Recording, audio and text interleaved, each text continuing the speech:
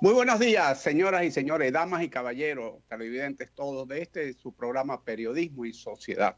Un espacio abierto, horizontal, donde aireamos información para que usted se forme su propia opinión. Muy buenos días, don Gregory. No sé, parece que tenemos problemas con el video de Gregory. Bueno, mientras don Gregory resuelve su tema tecnológico, muy buenos días, don Andrés Matos, que se nos acaba de unir. Bienvenido. ¿Cómo está usted? Ya estamos en el aire, ya hemos dado los buenos días a los señores televidentes y tenemos un tema con don Gregory que al parecer está congelado en la pantalla. Bueno, hoy es un día de muchas efemérides, muchísimas efemérides, muchas personas muy relacionadas con la República Dominicana vieron la luz del sol por primera vez un día como hoy. María Baltasar de los Reyes y Bustamante fue una patriota dominicana, madre del prócer independentista Juan Alejandro y de Lucía Acosta. Fue relacionada con todo el movimiento independentista y las trinitarias. Gaspar Hernández Morales, que nació en Lima, pero los acontecimientos de la vida lo llevó a la República Dominicana. Es mi pueblo, Gaspar Hernández, lleva el nombre de mi pueblo, él. Mi pueblo lleva el nombre de él. Sí, mi pueblo lleva el nombre de él. Nació en el Perú, pero la vida lo llevó aquí a esta hermosa isla. Y bueno, también participó en muchos eventos históricos que tienen que ver con la independencia y también con el tema político de los primeros años republicanos dominicanos. Charles Sommer, hay una calle que en honor a Charles Sommer, un abogado. Sumner, sí, exacto, gracias por el dato. Sumner, un abogado norteamericano nacido en Boston, Massachusetts, graduado de Harvard. Se ve que es un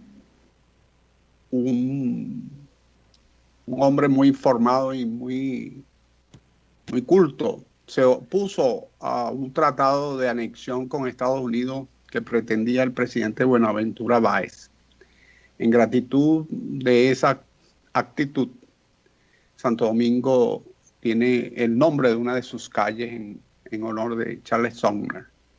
Apolinar Vicente Tejera Pensón, o Penson. Ese Penson. Sí, porque no tiene el tilde en la O final. Un historiador, periodista, abogado, sacerdote. Fue rector del Instituto Profesional, presidente de la Suprema Corte de Justicia, y tiene una obra importante que se intitula, 2 obras, Literatura Dominicana y Éxtasis, un intelectual. Federico William Lithgow Seara, nació en 1902 y falleció en 1977. Fue un médico y filántropo dominicano. Fue un verdadero filántropo, ejerció su profesión. Es un hombre de esta gente, fue regidor del ayuntamiento, fue de este tipo de gente que entrega su vida a los demás en buena parte, ¿no? Y también ejerció cargos públicos, pero se destacó en todos ellos por su solidaridad con el prójimo. Gaspar Mario Cruz, 1929-2006, un escultor dominicano, maestro de la talla de la caoba, oriundo de San Francisco de Macorís. Participó en muchos eventos colectivos e individuales, no solamente en la República Dominicana, sino en España, estuvo en Brasil, estuvo en varios países de Hispanoamérica. Y fue fundador del grupo Proyecta. Fue un hombre dedicado a las artes. Tiene exposiciones importantes en Galería de Arte Moderno, entre otras. Y, perdone. Fue un propulsor de las artes. Un gran propulsor de las artes. Y Miguel Mike Mercedes Jiménez, el cocinero. Mike Mercedes. No. Chef. Perdone usted. Chef. Bueno, el chef, bueno, pero ese sí cocinero no, mire. Un mal cocinero te echa a perder el estómago, yo. No es lo mismo, no es lo mismo. No. Bueno, está bien. Usted como que es medio chef también. Medio chef, porque no le he visto con el gorro todavía a Gregory. Un día como hoy también nació Juana de Arco, esa heroína francesa consagrada y sacralizada, llevada a ser una sacerdotisa. No es santa, está santificada. Nació, tiene la grandeza de ser la primera mujer que a los 17 años asumió la dirección de un batallón del ejército francés que culminó con la victoria de Francia en el enfrentamiento en la batalla de los 100 días. En la guerra de los 100 años. De los 100 días, con muchas batallas, pero era una batalla que la tenía prácticamente perdida el ejército francés.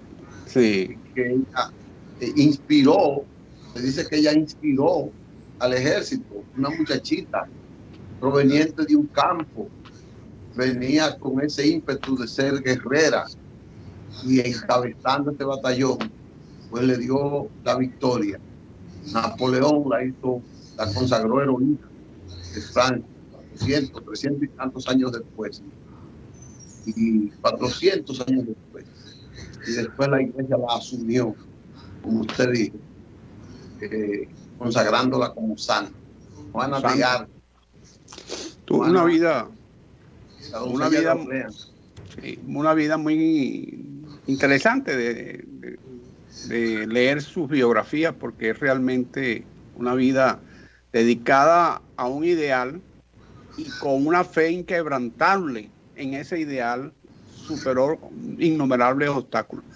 Y su muerte fue producto en buena parte de la traición de quienes regentaban políticamente el ideal que ella defendía.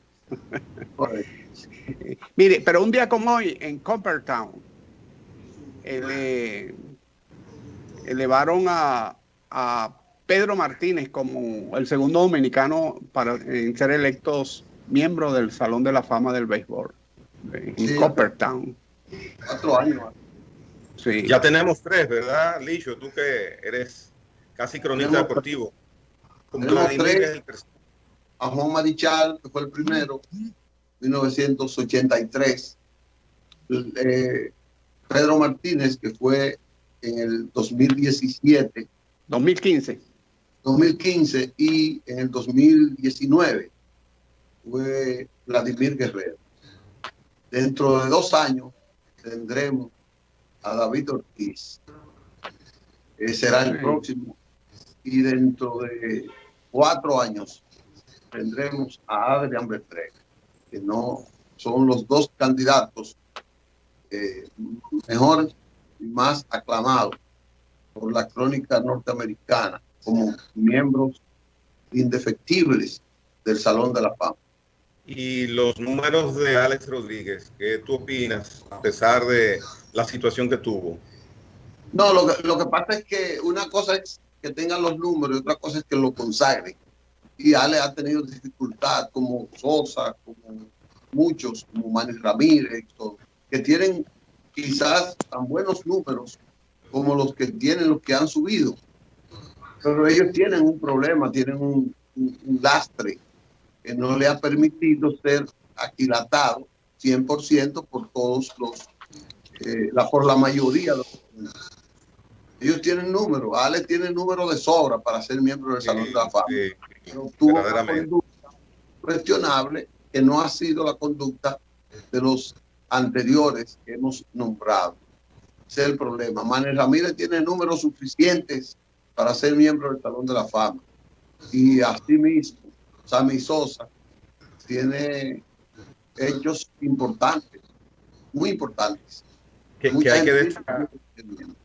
hay que resaltar que esos hechos que tú te refieres tienen que ver con la utilización de medicamentos o sustancias prohibidas por la Liga de Béisbol de Estados Unidos.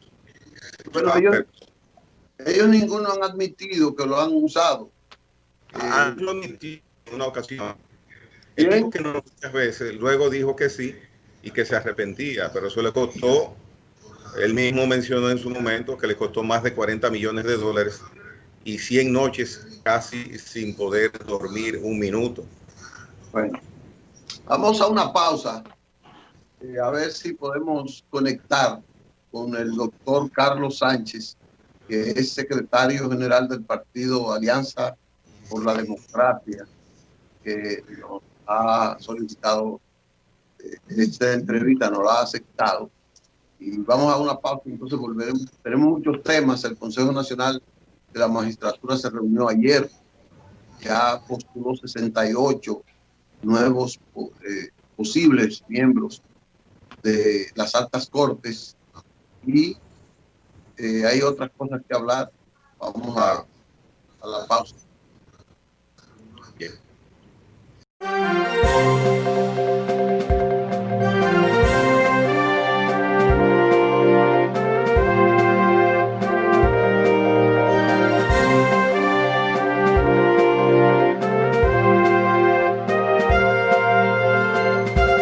Bueno, nuevamente en el aire, don Gregory, don Licho, señores televidentes. Nos dice el querido amigo don Licho que tenemos un invitado. Sí, pero todavía no se ha podido conectar. Parece que ha tenido alguna dificultad. Sugiero que abordemos otro tema. Ok. Por ejemplo, me gustaría, Gregory, el asunto del Consejo de la Magistratura, como ustedes vieron esta primera sección, anoche el consultor jurídico informó del proceso, habló de que habían preseleccionados sin 68 expedientes, 4 no pudieron ser postulados porque no cumplieron con los requisitos y que en las próximas hay un calendario que contempla que los nuevos miembros de las altas cortes que serían seleccionados serían juramentados el 22 de enero. Es decir, que el Consejo de la Magistratura prevé tener 2 o 3 sesiones un poco con una baja frecuencia, con una alta frecuencia entre uno y otro, una distancia de tiempo corta entre uno y otro. Sí, bueno, yo creo que ese es un mecanismo que le ha dado un cambio a la elección de las altas cortes en la República Dominicana. Yo recuerdo que antiguamente eso dependía del Senado. El mecanismo es un mecanismo importante, interesante, y lo más importante y lo más interesante es cuando los actores que participan en el mecanismo van a esas reuniones con ese espíritu de buscar lo mejor para que el sistema judicial funcione plenamente por la historia. Un país que no tenga un poder judicial pleno, efectivo, que trabaje en base a sus requerimientos, a sus obligaciones, es un país que no funciona bien, definitivamente. La seguridad jurídica es fundamental, no solamente para atraer inversiones, porque siempre hablan de las inversiones y la seguridad jurídica. No, la seguridad jurídica es importantísimo para atraer inversiones, pero es importantísimo para darle calidad de vida a los ciudadanos. Y creo que los pasos que se están dando con el Consejo Nacional de la Magistratura, en ese sentido, que fue una idea, un proyecto que promovió el líder Peña Gómez, ¿no? Tengo entendido eso en su momento, en un momento de crisis, en vez de solicitar temas personales, solicitó que se adelantase una reforma en función de instaurar y de instituir un organismo que permitiese en el tiempo ir dándole equilibrio al Poder Judicial para que sea un poder realmente útil a la sociedad dominicana. Así que aplauso. Sí, y algo importante en este proceso, el consultor jurídico del Poder Ejecutivo ayer decía en torno a este proceso que ya se inicia, que la población puede tener acceso a ver y a ponderar inclusive y dar sus opiniones a través de la página web del Consejo Nacional de la Magistratura. O sea, no es que nosotros vamos a estar en las gradas, bueno, si queremos sí, pero podemos acercarnos por lo menos a preferencia, ¿verdad? Con esta facilidad de la página web y mirar los nombres de los 60 y tantos postulantes y si tenemos alguna opinión concreta con base en cualquier sentido sobre uno de ellos o varios de ellos, pues tenemos la oportunidad de hacerlo. Esto es algo muy importante conocerlo porque verdaderamente es una novedad de que yo como ciudadano no esté totalmente al margen del resultado de esa escogencia que se inicia ya como lo ha anunciado el día de ayer este encuentro gubernamental.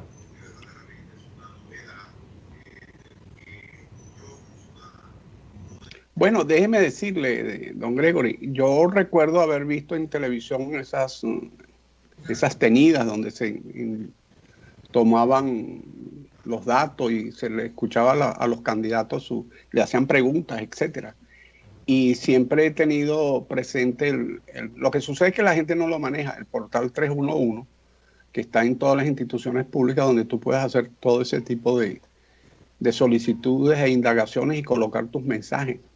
Lo que sucede es que realmente en esta oportunidad se le ha dado más publicidad a esa posibilidad de participación, lo cual es muy importante.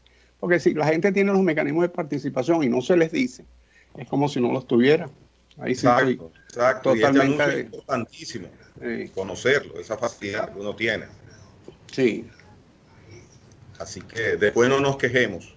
Ahí hay nombres interesantes. El juez Alejandro Vargas está postulando. Mariano Rodríguez, a quien le tengo gran aprecio, también está postulando. Mariano Rodríguez estuvo en el Tribunal Superior Electoral hasta hace un tiempo corto. Inicialmente fue juez no miembro de la Junta Central Electoral. Para mí Mariano Rodríguez es un hombre muy, muy correcto. Podrá tener, como algunos le indican o le mencionan o ligan a sectores, por ejemplo, de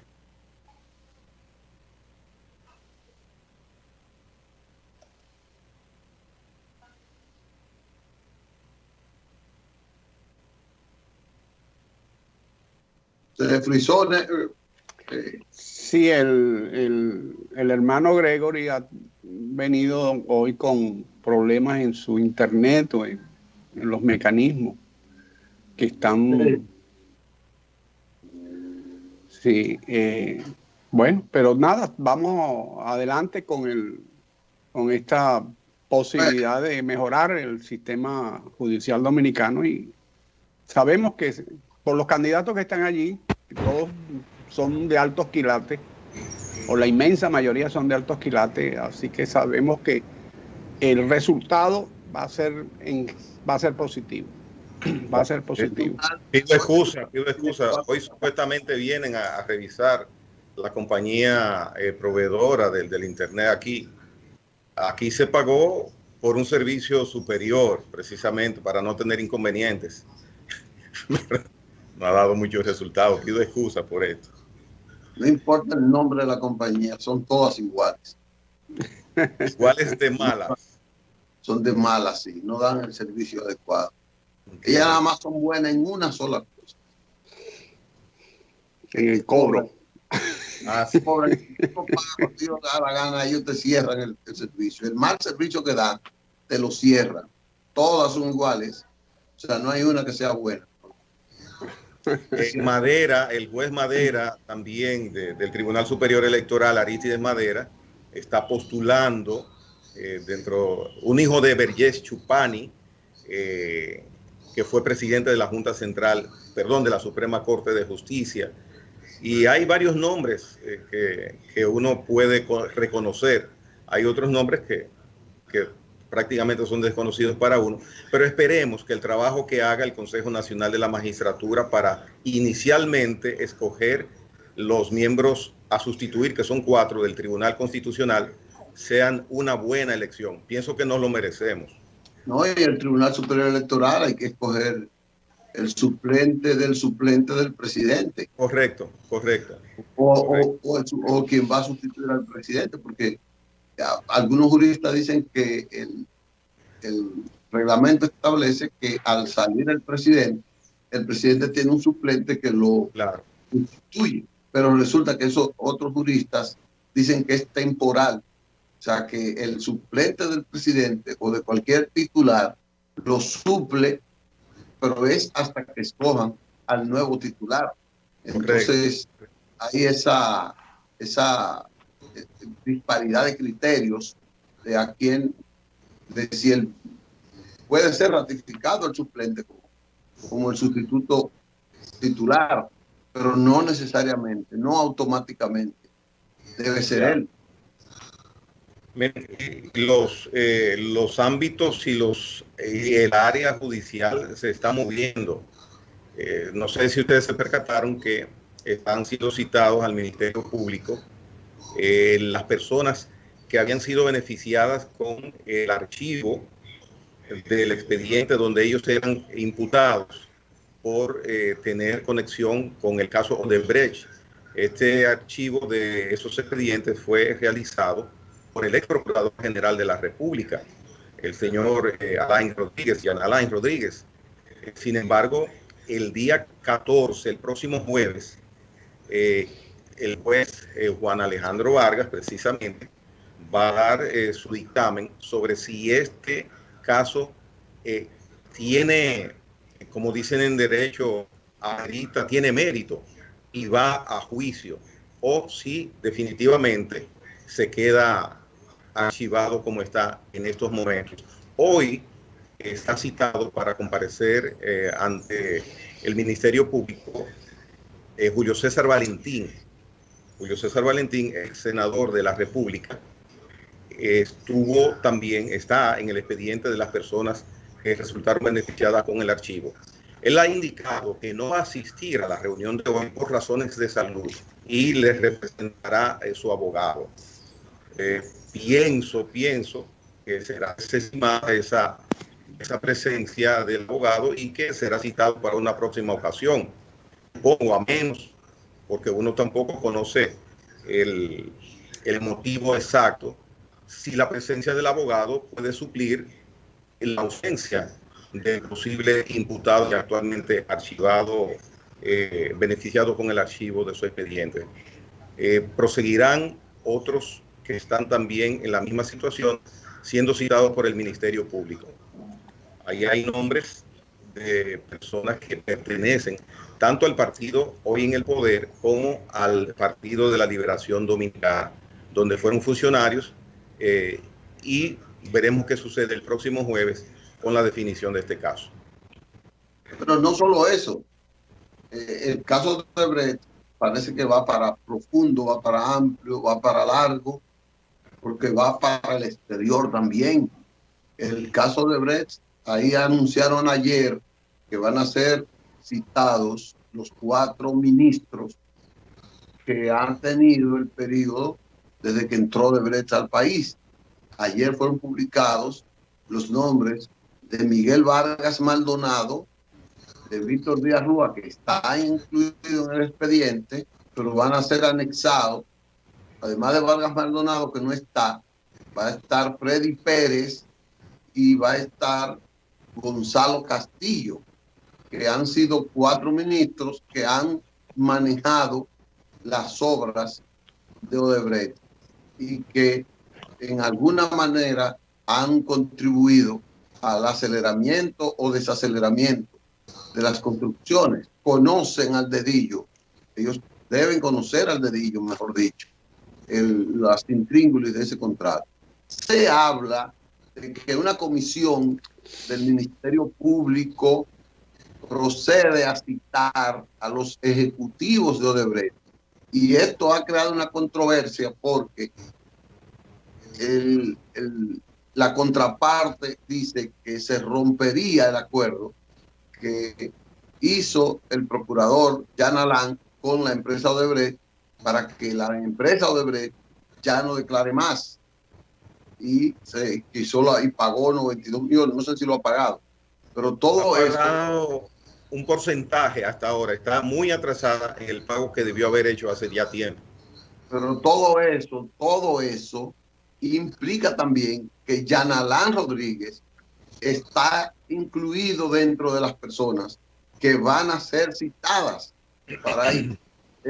Anoche se hablaba de un impedimento real que tiene Jan Alain de salida del país, que según informes judiciales, él habría tratado de salir 3 veces del país por diferentes vías, pero no ha podido. Es decir, hay gente que cree que él está como con el espíritu de ir y mudarse a otro país. Algunos dicen que no.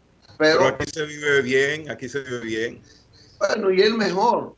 Se vive bien y él mejor. Y es mejor sobre todo. Mejor. Entonces, todo eso implica un reconocimiento a la situación, no reconocimiento como aceptación, sino de que el caso de Brecht es una realidad que van a tener que soportarlo muchos. Lamentablemente, todo lo que tiene que ver con Odebrecht hay que tomarlo con pinza. O no lamentablemente, es la realidad. Ahí esa empresa ha tenido mucho descrédito, no solamente aquí en la República Dominicana, sino que hemos conocido diferentes casos en otros países. Y verdaderamente, quien esté mencionado, quien esté relacionado con la participación de Odebrecht en República Dominicana, ojalá pues tenga sus cuentas claras, porque ahí la misma empresa vimos con el acuerdo que llegó con República Dominicana de pagar el doble,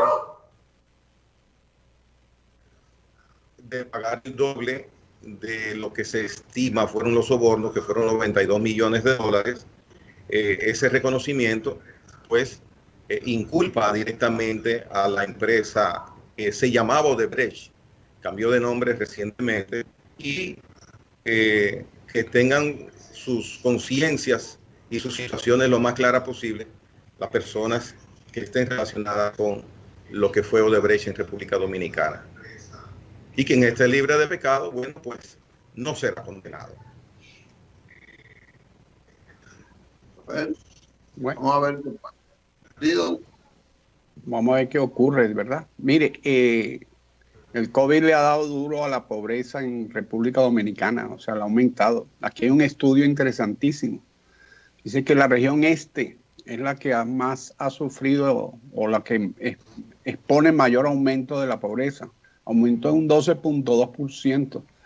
Se creía o se calculaba de que la pobreza estaba ubicada en un 19.5% antes de la pandemia y ahora roza el 32%. Y la región sur es la que donde menos ha aumentado la pobreza, la región sur. Debe ser porque su característica agrícola le ha permitido soportar los embates de este malévolo virus, como dice don Gregory, el malévolo virus. Pero es interesante, el malvado virus. Es interesante estos estudios. Natural virus. El virus es natural. Pero es malévolo, es malvado. A ti te tiran en una jaula con un león, ¿ah? Y el león es natural, pero es un malvado león. No es un león. Es un león. Es un león. Pero mire, estos estudios son interesantes porque esto implica de que el Estado dominicano le está haciendo un seguimiento cercano a este tipo de problemas. Y me imagino que está orientando sus acciones sobre el camino correcto para atacar y buscar los mecanismos para recuperar a estas poblaciones en sentido objetivo. No, porque muchas veces, bueno, una política para los barrios, sí, pero hay los barrios del Gran Santo Domingo, y entonces, pero se olvida que en San Pedro de Macorís, en La Romana y en otros sitios, la incidencia de este virus, de esta situación, ha generado mayores niveles de pobreza que los que ha generado en la capital, porque la gente en la capital, en medio de la crisis, se resuelve de una u otra forma. Y quizás allá tienen menos mecanismos para afrontar el tema. Interesante esto. Que logró conectarse.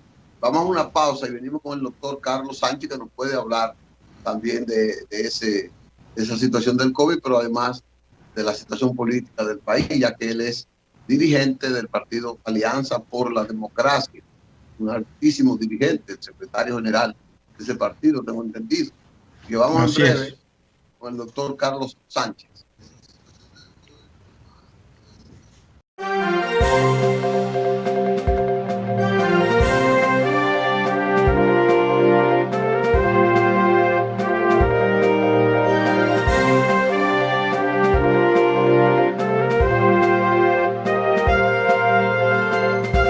En el aire, nuevamente, señoras y señores, tenemos ya nuestro invitado, don Licho.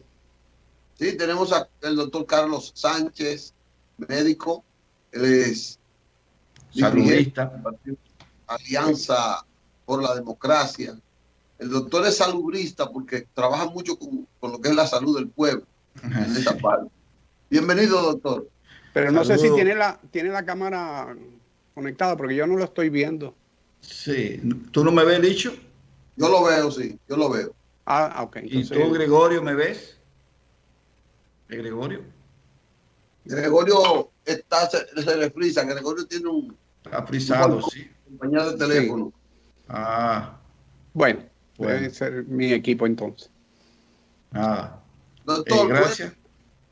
¿Cuál es la visión que usted tiene de esta situación? ¿Cómo ve usted el enfrentamiento del gobierno con la pandemia? Denos una panorámica un poco sintetizada.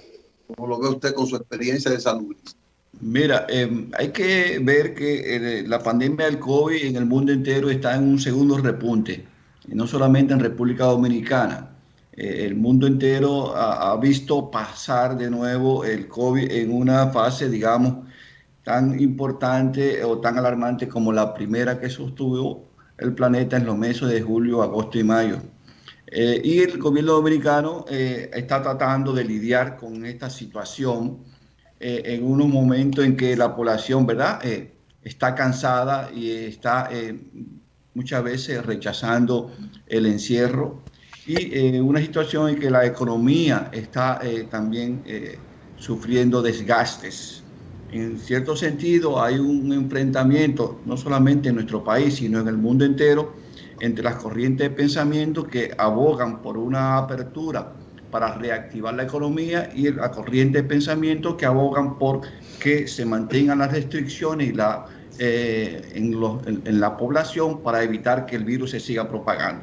En esa corriente estamos todos, en esas discusiones, en esos debates estamos todos.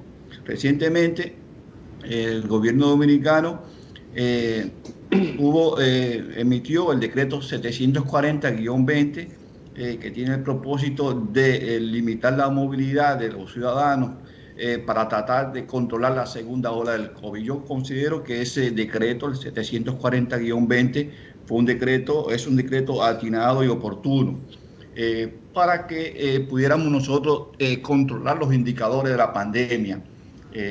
Ya en el mes de noviembre y prácticamente en todo el mes de diciembre, nosotros empezamos a ver una subida de algunos de los indicadores de la pandemia, sobre todo en el caso de la positividad diaria y la positividad acumulada, y los índices de ocupación de cama. Esto llevó al gobierno a tomar esta medida de frenar la situación en un mes que, como todos sabemos, es un mes de mucho movimiento en República Dominicana, porque se celebran las festividades navideñas y el cierre de fin de año. Y me parece que fue correcto. Hay que ver ahora, en los próximos días, cuáles serán los resultados de esas medidas que ha tomado el gobierno, porque la sociedad también en ese sentido tiene que colaborar. Nosotros los ciudadanos tenemos que ayudar a que el virus no se siga propagando a través de que tomemos medidas en la familia, en nuestros hogares, medidas personales para evitar que el virus siga en fase de propagación comunitaria como se encuentra en República Dominicana. Actualmente, en los últimos boletines estamos viendo que tenemos un índice de positividad diaria cercano al 30%, que es muy elevado, y un índice de positividad acumulado cercano sobre el 15%. Lo ideal es mantener todos esos índices por debajo del 5%, pero eso no lo hemos logrado todavía en República Dominicana, ni en este pico de la pandemia, ni en el pico anterior que tuvimos.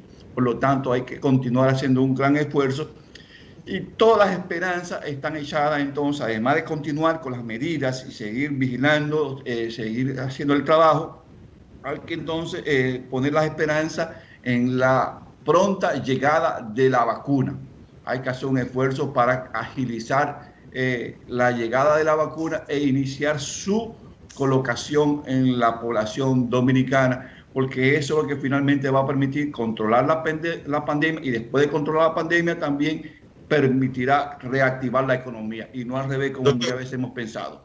Mire, usted menciona ahora lo de la vacuna. Ahí estamos prácticamente, me imagino que claros todos en lo que podría suceder a la llegada de la vacuna en cualquier país.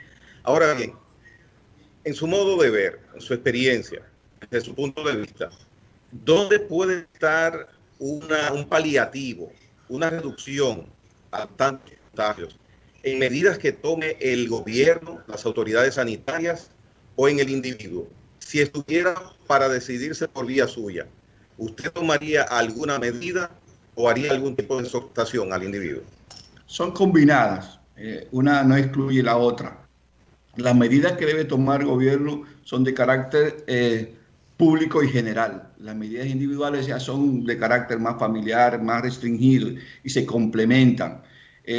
No puede existir una sin la otra, porque cuando el gobierno toma ciertas medidas y le pide a la población que guarde el distanciamiento social, que use mascarilla, que se lave las manos, si las personas no escuchan, entonces su efecto es mínimo. Eso tiene que ver también con el nivel de educación de la población, ven, en sentido general, pero son complementarias las dos. Ahora, doctor, perdóneme, doctor, pero en cuanto a ese aspecto, no es para contradecirte, pero me choca la realidad que está viviendo el Reino Unido. Tenemos 60,000 personas diarias en Reino Unido que están siendo contagiadas, y es una sociedad totalmente educada.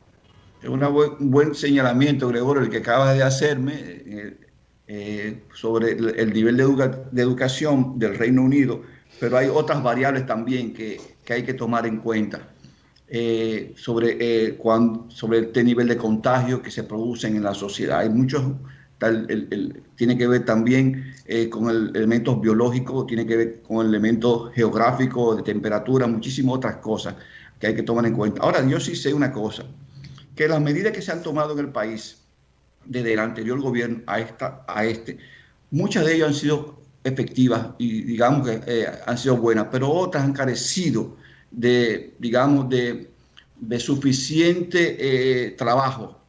Por ejemplo, yo he estado hablando desde el gobierno anterior de que nosotros teníamos que aprovechar lo que se estaba produciendo en el mundo y en nuestro país con la llegada de la pandemia para fortalecer el primer nivel de atención en República Dominicana y la atención primaria en salud.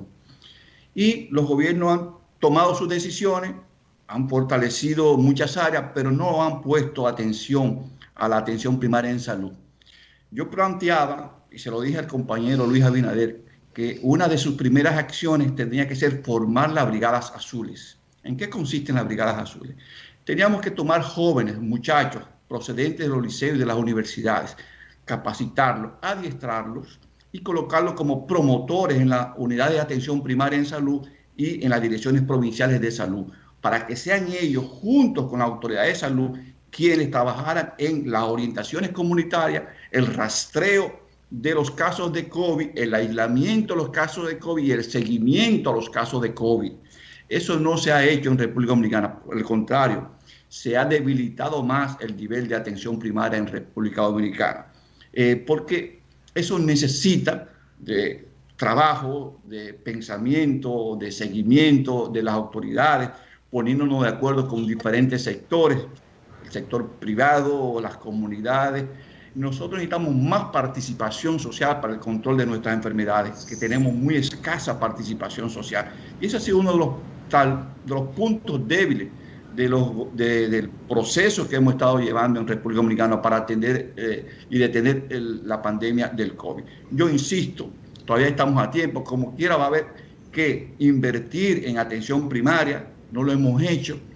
Se ha estado hablando mucho de aumentar el financiamiento del sector salud, que yo considero que es correcto, porque actualmente está muy bajo el financiamiento, pero esa elevación del financiamiento debe ir a áreas muy concretas, como son para mí la atención primaria de salud, la investigación científica y la reforma y modernización tecnológica del sector salud, que para mí está muy atrasada. Nosotros tenemos pocos instrumentos tecnológicos para dar seguimiento a los procesos de salud y enfermedad en República Dominicana. Y tenemos muy poco financiamiento también para que la atención primaria se desarrolle adecuadamente en una provincia o un municipio. Yo te digo a ti, Gregorio, por ejemplo, ¿cómo yo no puedo controlar la pandemia del COVID en un municipio como Azo?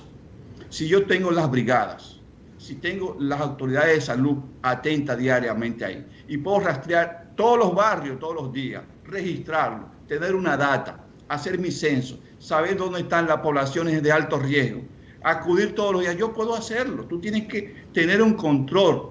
Yo decía ayer en un programa de televisión, el sector salud en República Dominicana no tiene control de la población, no sabe dónde están sus enfermos, no sabe dónde están sus embarazadas, no sabe dónde están los hipertensos, no sabe dónde están los diabéticos, no sabe dónde se producen con más frecuencia los brotes de malaria o los brotes de leptospirosis.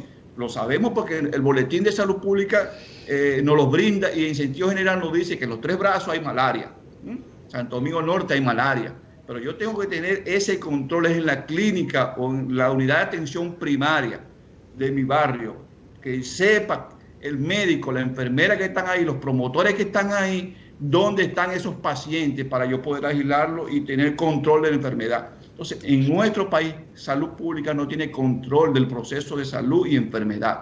Y la inversión en nuestro país en salud se hace principalmente en los grandes hospitales. Ustedes ven lo que ocurrió en el gobierno pasado. Empezaron la reforma y reconstrucción de 57 hospitales al mismo tiempo. Terminaron 7. En un desorden, en una situación que la gente no sabía qué se hicieron los equipos, porque se lo llevaban a un sitio y de ese sitio lo llevaban a otro para complacer el populismo, el clientelismo y esas cosas. En salud, el rigor científico es muy necesario, muy necesario. Y ahí también insisto que hay que despolitizar totalmente el sector salud para que nosotros podamos avanzar en tener mejores indicadores en muchísimos aspectos. Tasa de mortalidad infantil, tasa de mortalidad materna. Tenemos las tasas más altas de las Américas, mortalidad infantil, mortalidad materna. Pudiendo nosotros tener, ya con los avances científicos que existen en el mundo, tener mejores indicadores. Cuba no puede ser mejor que República Dominicana, ni otros países que hay en la región. Nosotros tenemos tantos profesionales, tanto conocimiento como aquellos países, que hay que alabarlo por sus condiciones, por lo que han logrado, ¿verdad? Por sus buenas prácticas. Pero nosotros entonces, podemos hacerlo esa también. Falta de eficiencia usted la achaca a la politiquería.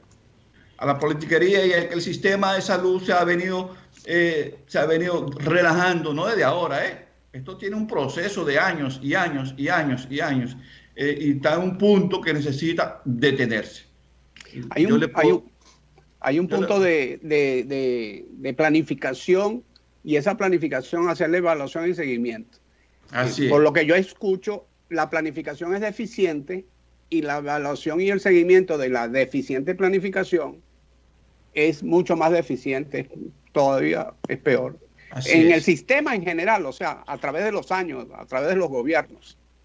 Así mismo, nuestro sistema necesita una reforma profunda, Licho, y yo quiero que tú me ayudes con ese tema, con las autoridades de salud y el presidente. Y hay que hacer una profunda reforma del sector salud y modernizar el sector salud. Hay que desconcentrar el sector salud, que ya se avanzó un poco en su desconcentración y de su descentralización. Se avanzó, porque antes las unidades de atención de salud y la administración de salud estaban juntos. Ahora tenemos dos sistemas distintos. El Ministerio de Salud Pública es el rector, el ente rector, y es correcto, de todo el sistema, el que planifica las políticas, supervisa las políticas y las pone en marcha. Y entonces tenemos una red de hospitales, clínicas, consultorios que ofrecen el servicio. Son dos sistemas distintos y es correcto, pero todavía están muy concentrados ambos. Y hay que seguir avanzando en ese sentido. La salida, doctor, con la atención primaria de manera acelerada, masiva, sí, mientras más cerca del pueblo esté la atención primaria, pues mucho más descentralizado y mayor rendimiento tenga el sistema. Correcto. Y somos un país todavía pequeño, con poca población, a pesar de que somos casi 11 millones de habitantes. Todavía eso es muy manejable. Si tú tienes una planificación, como decía don Isidro Toro, tú organizas tu población en polígonos como está organizada, pero tú tienes que avanzar en darle control a las diferentes unidades para que ellas actúen sobre la población, pequeñas poblaciones, 500 familias, qué sé yo, X cantidad de familias, para que puedan saber cómo se comporta la situación. Los hospitales aquí del tercer nivel, como las maternidades, por ejemplo, están súper congestionadas. ¿Pero por qué? Porque el primer y el segundo nivel llegan las pacientes embarazadas, se hacen 2 o 3 chequeos y se van a alumbrar, a parir al hospital del tercer nivel, como la maternidad de Altagracia, pero no regresan a darse su seguimiento al primer nivel. No hay una contrarreferencia, hay una referencia, pero no hay contrarreferencia. Entonces estamos con nuestros hospitales del tercer nivel congestionados hasta el topete, que no saben qué hacer, con pocos recursos, pero entonces el primer y el segundo nivel está descongestionado, porque no hay un sistema. Ya nos avisan de que nos acabó el tiempo, pero hay que invitar nuevamente al doctor. Él es un promotor del acuerdo de Escazú, que es importantísimo para el país. Y tenemos que hacer un programa con ese tema, porque eso es vital para la República Dominicana y para toda la región de Latinoamérica en general y el Caribe en particular. El doctor es diputado al Parlacén también. Él nos va a hablar de análisis comparativo en los sistemas de salud de Centroamérica. Ya hicimos un seminario, quisiera hablar para retirarme, don Isidro, Licho y Gregorio. Yo quisiera hacer un comentario muy breve sobre un comentario que hizo ayer Ariel Suero, presidente del Colegio Médico, sobre la vacuna de AstraZeneca. Quiero hacerlo porque como profesional de esa área, conocedor y estudioso del tema, porque me he pasado estudiando este tema de la pandemia todos los días de mi vida después que empezó, quiero decir que ese comentario ha sido precipitado, Claro. carente de sustento científico y de información, y que crean mucha incertidumbre. Así es. Mucha incertidumbre. Tenemos que irnos ya, doctor. Le vamos a invitar para próximamente usted siga profundizando ese tema. Gracias por el gran sacrificio que hizo hoy para nosotros tener esta ilustración con su alto nivel de profesionalidad que usted tiene. Recuerde que de lo bueno quedamos poco. Así es. Y hay, porque ahora tenemos que incluir al doctor Carlos Sánchez. Nos vemos mañana, señores. Nos vemos.